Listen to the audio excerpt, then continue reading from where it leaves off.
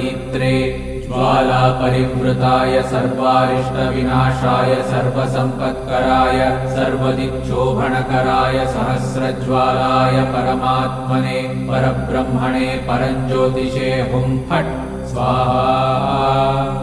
ॐ श्रीं ह्रीं ऐं क्लीं कृष्णाय गोविन्दाय गोपीजनवल्लभाय पराय परमपुरुषाय परमात्मने परकर्म मंत्र यंत्र तंत्रौषधास्त्र शस्त्राणि संहर संहर मृत्योर्मोचय मोचय आयुर्वर्धय वर्धय क्षिप्रारोग्यं च कुरु कुरु सर्वकार्यसिद्धिं कुरु कुरु।